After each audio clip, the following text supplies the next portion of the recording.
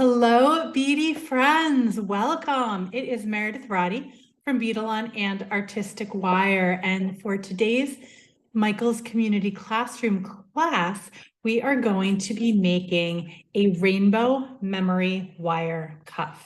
So we're going to talk a lot about memory wire. There's always something new to learn, I feel like, when we're going along and talking about memory wire. And we'll go over the basics and some specific things as it pertains to the memory wire that you'll find in your local Michael's store. Welcome, everyone. Thank you so much for joining me today. And just a reminder, Felicia went over all of the information so wonderfully, but if you are joining us live, please feel free, if there is a question that you have, go ahead and throw it down into the chat, because I am more than willing to answer any specific questions as it pertains to memory wire or Beadalon or beading. Some of my favorite things to talk about. If you're watching on the replay, you can go ahead and contact us through the Michael's website, or you can always find me on Instagram. I am #MeredithJoyDesigns. So I think without further ado, Felicia, we can go ahead and take that overhead camera and get right into it. We've got a lot to cover today and a really, really fun project to make. So this is the project. It is a rainbow memory wire bracelet. But of course, if you don't have all of these specific rainbow color beads that I'll be talking about today, you can feel free to substitute any beads you want. That's the wonderful thing about memory wire, is it is one of the most versatile stringing materials that you can possibly find, and also one of the easiest to work with, because you don't need clasps, you don't need to know how to crimp. With just a couple of tools and a little bit of know-how, you can make really, really fun bracelets. And I love that they are also really, really easy to put on and also very easy to wear. So here I just spiraled my bracelet onto myself, and super cute, super fun. I don't have to worry about fiddling with any clasps. That's one of my favorite things, especially as I'm trying to leave the house in the morning. I don't know about you, but that's the one thing that always trips me up, is trying to put on my jewelry and fiddling with clasps. So that's one right out of the gate, one of my favorite things about memory wire. So what is this memory wire that I'm talking about? Memory wire is a specific kind of stringing material that holds its shape. So it is different from wire wrapping wire or craft wire in that you don't actually want to bend it or manipulate it. It has already been almost frozen in time. And I always liken it to a slinky shape, and it's almost impossible for me not to play around with it as I'm talking about it. As you well know, I see a lot of very familiar friends here in the chat and in the group. Welcome, old friends. And if you are new, if this is your first Michael's class, go ahead and let me know in the chat. I would love to be able to welcome you to our wonderful community. So memory wire holds its shape. And when you go into Michael's, of course, this is a class for the Michael's Community Classroom, there are several, in fact, this many different kinds of memory wire. So for those of you who are brand spanking new to jewelry making, when you go into your local Michael's, for the most part, if the wall is set up the way that my wall is set up, the memory wire will be on the top row of where all of the wire working supplies are. So that's one of the things that, as a new beader, I take that for granted, because I know exactly what I'm looking for when I go into a bead shop or into a craft store. But if I didn't know what I was looking for and an instructor was telling me, go find the memory wire, I might not know. So I want to make sure that what I'm talking about, is that very top row of the memory wire. And there are several different kinds of memory wire. And if you'll indulge me, I just want to talk about each very briefly in turn. So again, when you go into the store, you'll know what you want to purchase. And I just realized I grabbed a wrong SKU, but that's not going to be a problem. Okay, so the first one is just the regular round large bracelet. And that's what I am going to be designing with today. I have an extra heavy duty. You won't find this in Michael's. It just happens to be a SKU that I grabbed off of our wall here because it also says large bracelet. But both gold color and silver color you can find. And I really like using either the gold or the silver color because especially when you're using transparent or translucent beads, clear beads, or beads that you can see through, it really helps make them shine from within. So that's a really good comment actually that I'm seeing in the comments. SS Davies is saying that some memory wire she bought from Michael's was already cut. Sometimes in the packages, it's not just one coil. And that's just because of the way that this stuff is manufactured and made. Sometimes because it is sold by weight, sometimes you'll get 2 cuts. It's just how it is. And that's fine by me because I always cut it. I don't need to use an entire ½ ounce of memory wire in a design. That's a lot of turns right there. So you just want to make sure as you're going along, when you take it out of the package, if you have 2 pieces, or I've never seen it with 3 pieces, but I have seen it with 2. And that's just a function of how it's packaged. It's by the ounce, it's not by the turn. So we do have gold and silver in there. And again, those nice plated wires really make for a pretty design, especially if you're like me and you like to make loops on the end of your memory wire to finish it off. And that's how we'll be starting and finishing our design today. We also have an extra large bracelet in Michael's, and you can see how different the size, actually I'm going to grab this one, how different the size is between these two. Extra large is extra large, right? It's much bigger than the large bracelet. And this is important for at least 2 reasons. The first of which is, of course, some people have much larger wrists, right? We're not all the same sizes. And that larger wrist size accommodates a larger wrist. However, the other really important thing to note is today I'm using very small beads here for my design. But if I were using very large beads, they would take up the space here in the middle. So I would want to start with a larger diameter of wire or a larger circumference of wire because those beads are going to fill in that space. Okay, things that you might not think about, but are very important when you're doing your designing. The third plated wire that you'll find at Michael's is an oval bracelet. And I know that there are some people in the comments who love the oval bracelets, and your instructor too loves the oval bracelets. I find it a very comfortable shape to wear, especially when I'm doing just one around and attaching a magnetic, also a metallic, but more so a magnetic clasp. It's a different clasp for a different day, but one of my favorite things to use and to finish off my designs. There is also remembrance memory wire. So if you put these guys next to each other, I think you can tell the color difference there on the screen. One is a stainless steel color and one is a bright silver color. And this, of course, is because this is stainless steel memory wire. It is made in a different country. That's one of the biggest differences.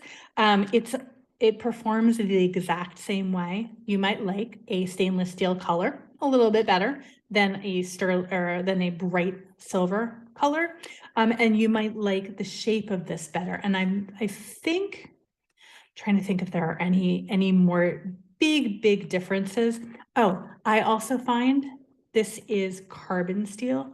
Stainless steel, this is a little bit easier to turn if I'm going to do some turning on my ends to make a little loop here. Where's my little loop? Oh, here it is. To make my little loop. This loop, especially if I have a little bit of trouble with my wrist strength, it's going to be a lot easier to turn these than it is going to be the stainless steel. So whenever we are making jewelry, whenever we are figuring out how we are going to start out our design, it's always a question of, okay, where am I going with this? What do I need this jewelry to, how do I need this jewelry to behave? How is my design going to manifest? And how do I want it to do it at the end? I'm laughing because I see a comment from Susie. She says a Meredith bracelet with no dangle do's. Just because there isn't a dangle do on this bracelet now does not mean that there won't be a dangle do on my bracelet come the end of class. You never know what's going to happen.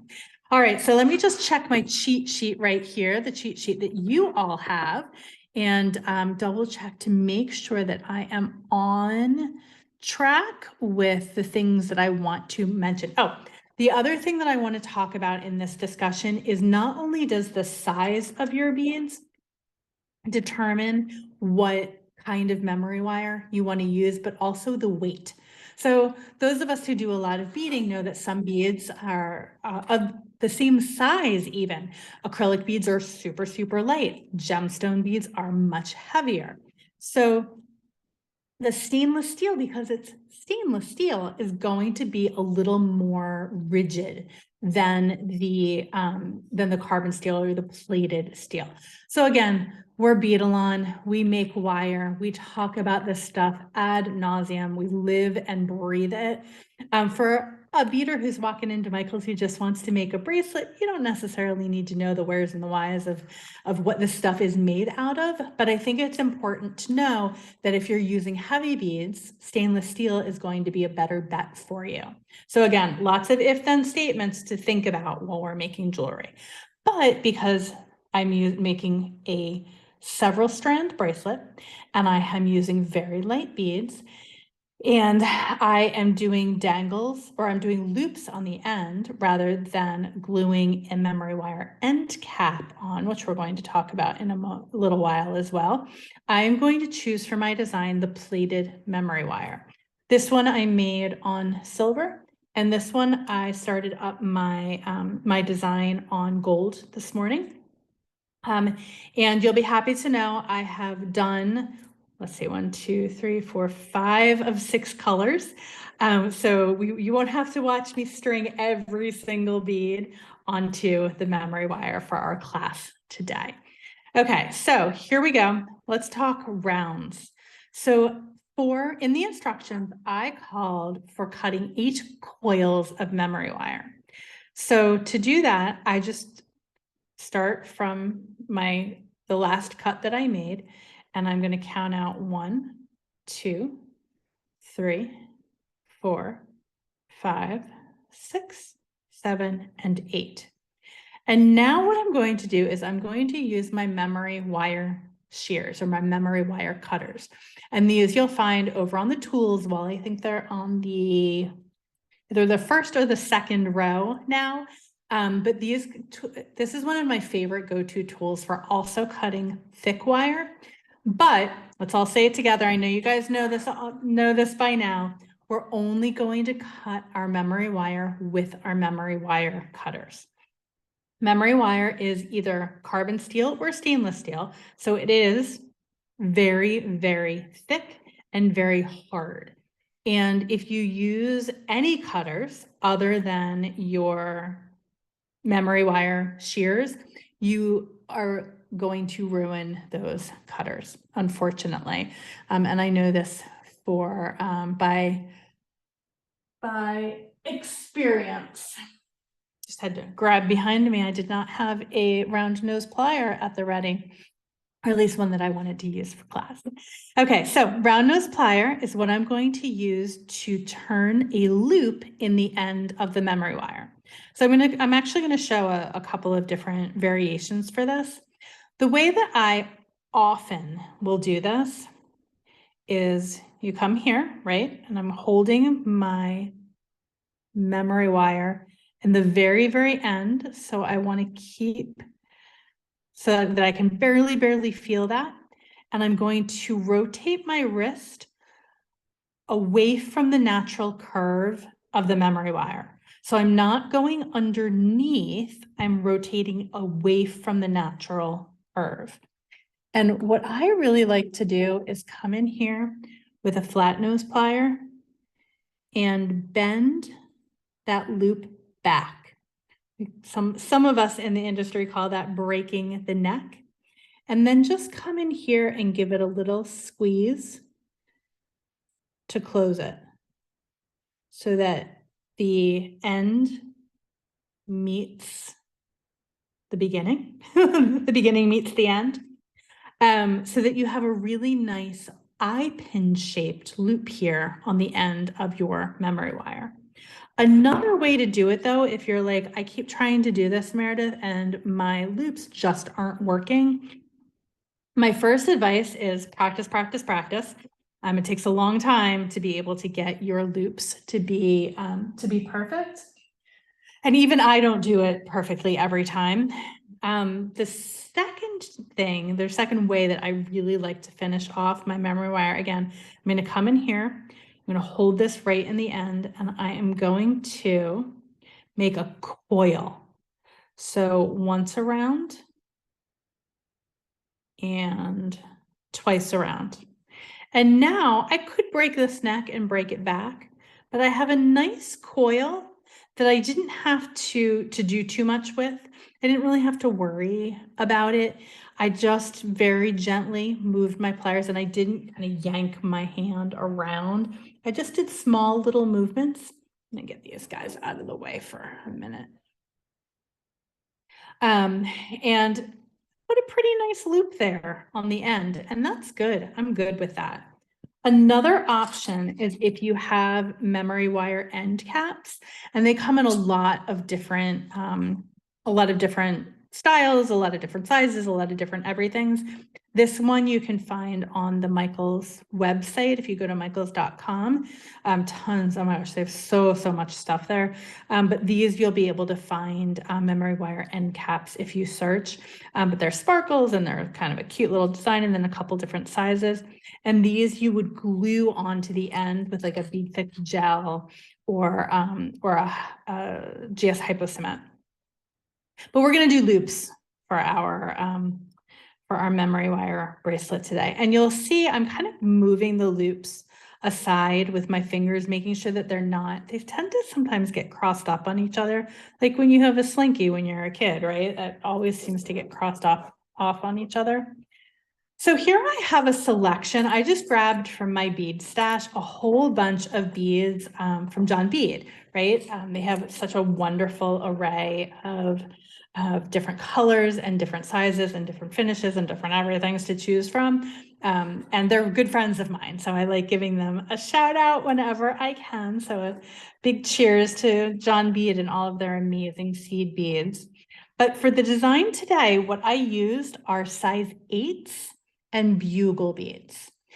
And one of the great discoveries, and it's one of those things that it's kind of silly when you think back on it, but I would have never thought that bugle beads that are straight, right? They're tubes, would fit on curved memory wire, but they do. That makes me so happy. So I tend to do a lot of designs using the bugle beads on the memory wire. So all we're doing is a big bead, little bead design. We don't have to lay it out on a bead board. We don't really even have to think about it very much.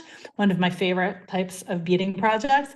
We're going to do a size 8 seed bead and a bugle bead and alternate all the way around, doing one circle of one color and one circle for another color.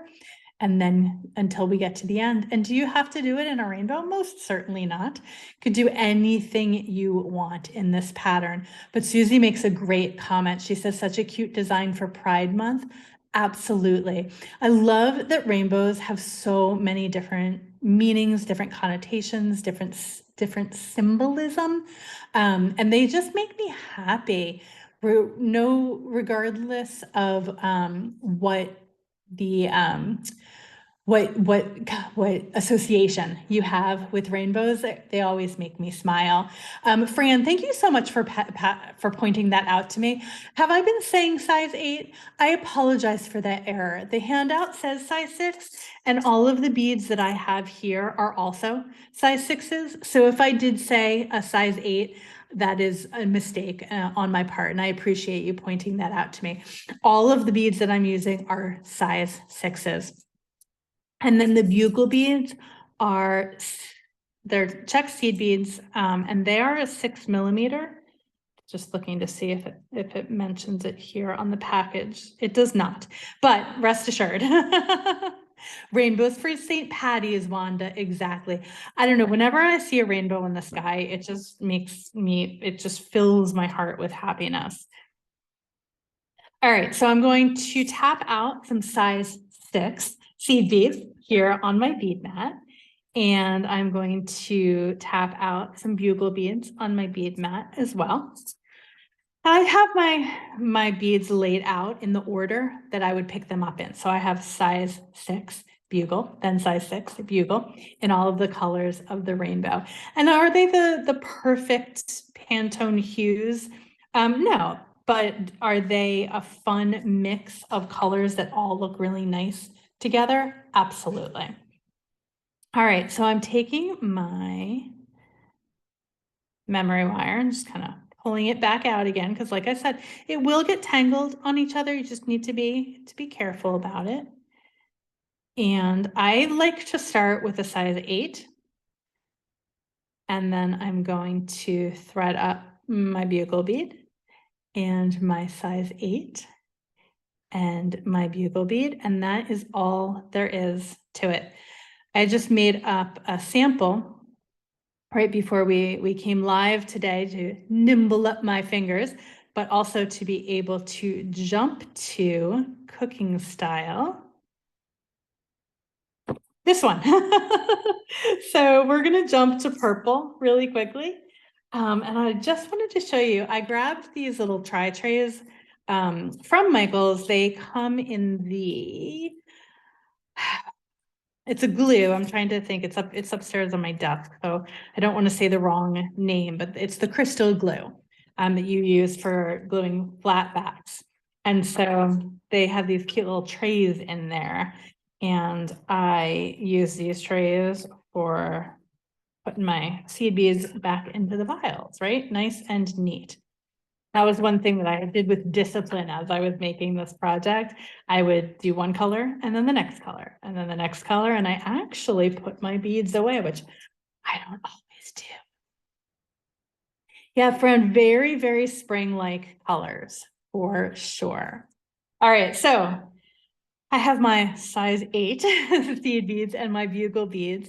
And there's some variation.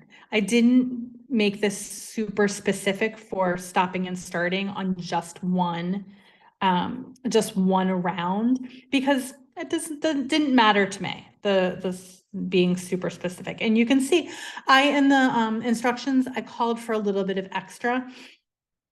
It's good to have a little bit of extra, and then you can figure out what your comfort level is in working really close up to the end. I like having a couple or an extra round or so as I'm going along, because maybe I want to keep going. Maybe I want my design to be a little bit longer. But you can see how easy these bugle beads will just fit on to the memory wire. I don't know, it was something I wasn't expecting, so I always get a kick out of it. All right, let me go back. And while I am stringing up, I just want to double check it. We talked about that memory wire was a full hard steel wire that holds its round shape. We talked about always using memory wire shears to cut memory wire. We talked about finishing the ends of memory wire by turning them into a loop. We're using glue to glue on a memory wire end cap. We alluded to adding dangles on the loops for a fun finish, and we'll have time to do that for sure, not to worry, beady friends. We also talked about, and I'd like to reiterate this, how the size of your beads and also the weight of your beads has a big effect on the size of your finished bracelet.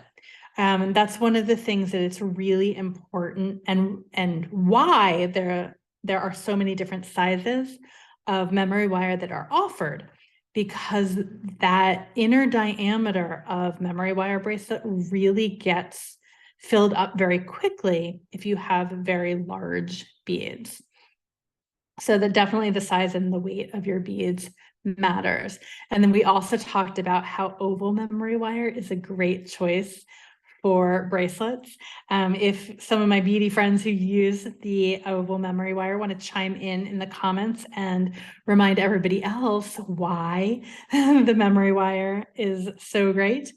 I'm sorry, the oval memory wire is so great. And there's just something about throwing a magnetic clasp on the end of memory wire that just finishes it off so nicely and cleanly. And you wouldn't think, or I generally don't think about using clasps on memory wire, which is why that oval memory wire with a clasp just is it's a great way to finish off a bracelet. Really easy for our people of all ages and dexterity limitations or challenges. Because we all want to be able to make beautiful jewelry, right? No matter what. All right, so let's see, we're keeping on going. And again, it's such a wonderful kind of meditative, non-strenuous beading project. I do a lot of bead weaving in my evenings, and it's not really my free time. I'm usually doing something else along with it. But for many bead weaving projects, you really have to concentrate. Anyone who has taken any of Danielle Wick's amazing classes for the Michaelis Community Classroom can attest to that. But this is just a project that you can kind of whip up to get your creative juices flowing. That's one thing that we have talked about. Gosh, probably, I can't even think about how long ago those classes were, but kind of an overcoming a creative block technique. Sometimes I find just making something really helps me get over a creative block. If I'm kind of trying to figure out what I want to make next, or being challenged with a specific technique, coming back to a pretty basic pattern is a really good way to get my creativity flowing. And if you're a brand new beader, this is a perfect project to get started, because it's using techniques, it's beginner techniques that you'll start building your beading knowledge onto, and something that you can achieve. We all need easy wins in our lives, right? This is an easy win for us. So you can see that I added about maybe a 1.5 extra rounds here. But again, especially when you are starting off a project, it's much better to start with more rather than less. And maybe you chose to use bigger beads in between. All of these different things affect those rounds. Okay, so now we're here, we're at the end, and you saw I snugged everything up. One of the things that you hear me harping on all the time if you take my classes, especially stringing classes, is leaving in wiggle room. In memory wire, you don't have to worry about that so much, because the memory wire puts that wiggle room in for you. Because the wire is already coiled up, you don't really have a choice, right, of snugging things up too much. The one thing that you do have to be careful of, though, is making sure that you don't tighten this part up too much. And you'll see what I'm talking about in just a second. So here at the end, now that I'm at the end, I'm going to leave about 1 inch. Oops, I'm actually going to measure this out.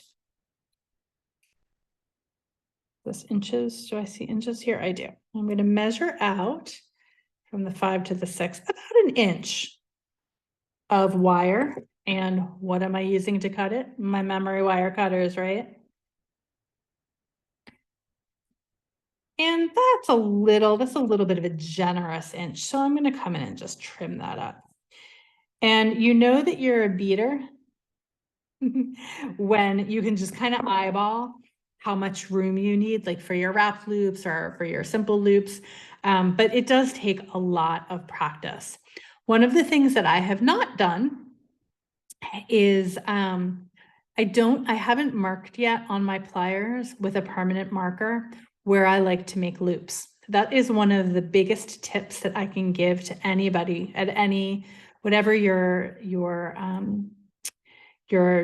whatever level you are on your beading journey. Mark your pliers with a Sharpie or a permanent marker of your choice so that you'll always get your loops and your coils to be the same size each time.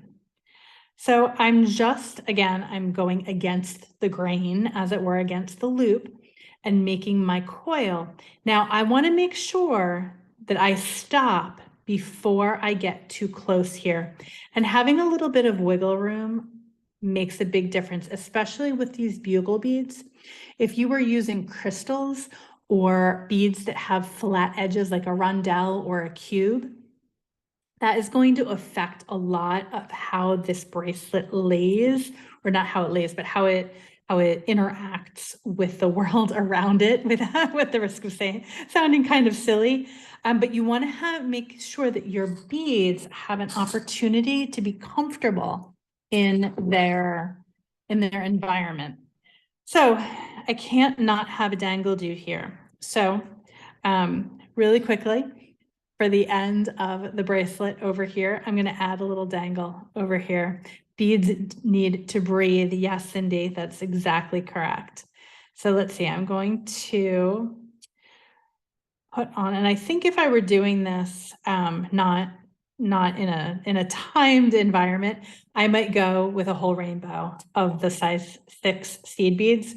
But since my purples are out, I'm just going to go ahead and do it with purple, because I think that would be really pretty too. You can't go wrong with a dangle do, right? You really can't.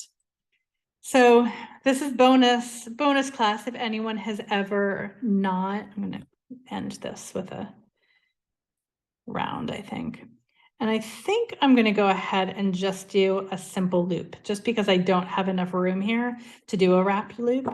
So I'm going to use my nippers. I'm just going to snip that a little bit. Again, the more you do wrap loops, the more you can kind of eyeball. I'm a little out of practice, but the more you can eyeball your loops, and then you can kind of fake it as well. But you see what I did. I just put my pliers right there on the end and just rotate your wrist until the loop beginning meets the neck. And sometimes you need to come in and just give it a little zhuzh here, a little squeeze there. If you don't get your loops exactly perfect the first time, do not fret. But in order to get my loop attached, just like you would open a jump ring, I'm going to open that and pull it very gently toward myself. I'm going to add it purple to the red, just for funsies, and put that back, give it a little wiggle just to get it where I want it to be. And then I have a fun little dangle do there. I could kind of see if I could find like a little polymer clay or a little ceramic rainbow bead that was actually a rainbow. That would be really, really pretty to have there as well on the end. But super simple project. We went beginning to end, talked about all of the different types of memory wire that you'll find in the beading aisle at Michael's. If you definitely check that handout for the extra tips and tricks on working with memory wire, and a real fast and easy class today. Felicia, I think we're ready to flip that camera back up. Everyone had some really great comments in the chat. If you are catching me live, I'm so grateful to have you part of the live Michael's Community Classroom. If you go to Michael's website, you can always sign up for the free classes. It's an amazing and generous thing that Michael's offers to beaders and crafters. Not only do they have beading classes, but any craft really that you could even fathom wanting to do. They have a wonderful class at all different levels. So definitely go over there and sign up for all the classes. If you make today's project, please post it on your socials and use the hashtags Make It With Michaels, Learn With Michaels, and then of course tag Beadalon, because we love seeing what you make as well. And I think that is it for me today. We've got some fun classes excuse me, on the docket coming up on the Michaels Community Classroom. And this one will be available to rewatch over and over again on the Michaels YouTube channel, either tomorrow or the next day. Real quick, real quick, Fran, I am not at the home office today. I'm actually in the Beadalon office. So Finn is great. He is very happy. He misses his mama though, because he is at home, probably taking a nap right now. So thank you everybody so much for participating. As always, thank you to my friend Felicia for moderating and hanging out with us today. And until next time, happy beading.